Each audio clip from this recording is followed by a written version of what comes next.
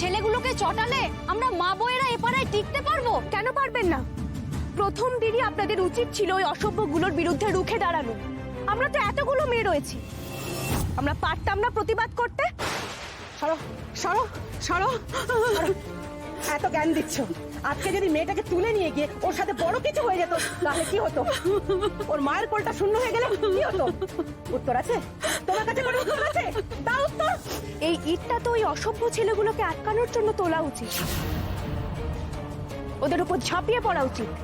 সেটা না করে যে প্রতিবাদ করছে তার উপর ঝাঁপিয়ে পড়ছেন আপনারা। এটা কি উচিত হচ্ছে? একবার ভেবে দেখুন তো।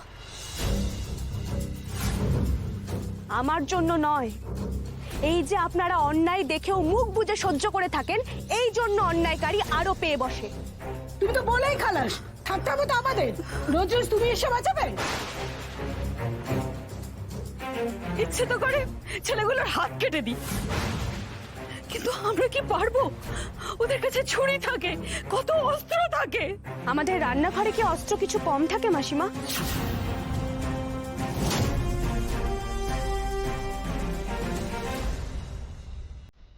একজন মায়ের শক্তির থেকে ছুরির ধার বেশি বলে মনে হয় আপনার?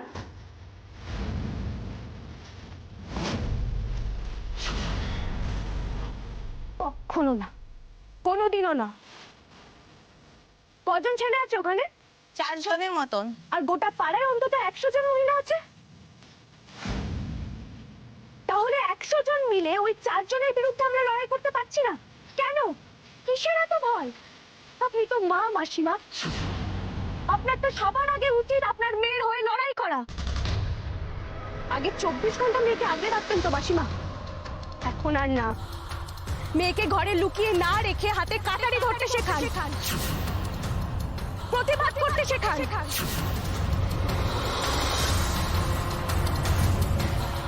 আমাদেরই ঘরে ঢুকে আমাদের সঙ্গে বেয়াদবি করবে, ছোবে, হাত কেটে দেবেন। শোনো মধুবনী, সাহস ভালো, দুঃসাহস ভালো না। কোনো মা তার মেয়েকে এইভাবে বিপদের মুখে ঠেলে দিতে পারে না। চারপাশে দেখছেন না কতজন মহিলা মা দুর্গা রূপে রাস্তায় নামছে একজন মেয়ের সাথে অন্যায় হয়েছে বলে? আমরাই বা কেন পিছিয়ে থাকবো? রোজ রোজ কত মেয়ের সঙ্গে অন্যায় হয়, আমরা মায়েরাও রোজ রোজ প্রতিবাদ করব। আমি কাউকে মুখে দেখাতে চাই না, আমার সব শেষ হয়ে গেছে।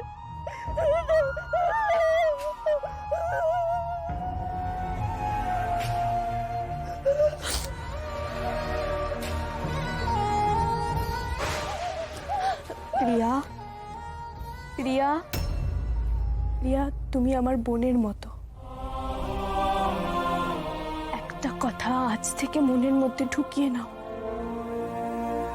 যাকে মলেস্ট করা হয়, যার সাথে এই অন্যায় হয়, তার কোনোদিনও সম্মানহানি হয় না রিয়া। যে করে তার হয়। তোমাকে ওই লম্পটগুলোর সামনে দাঁড়াতে হবে, ওদের শাস্তি দিতে হবে। তোমার সাথে হওয়া অন্যায়ের প্রতিশোধ তোমাকেই নিতে হবে।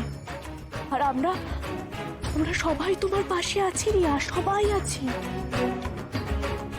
যেদিন নির্যাতিতরা লড়াই লড়তে শিখবে, সে মহিলা হোক বা পুরুষ, সেদিন দোষীদের ভয়ে বুক কাঁপতে শুরু করবে, তারা প্রচন্ড ভয় পাবে।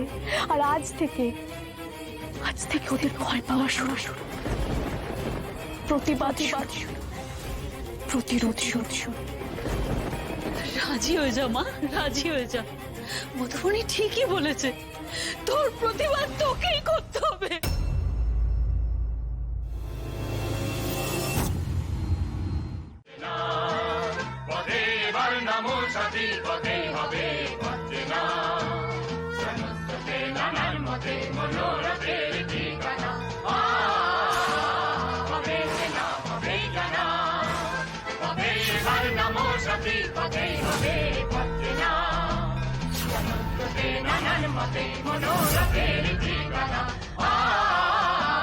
কি ভেবেছিস তোরা? মেয়েরা দুর্বল, আর দুর্বলের সাথে যা খুশি তাই করবি না? ভুল ভেবেছিস।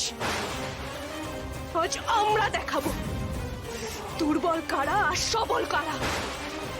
একটা কথা মনে রাখিস, যারা একবার ভয়কে জয় করেছে তাদের সাহস তোদের মতো অতি সাহসীদের থেকে অনেক অনেক বেশি।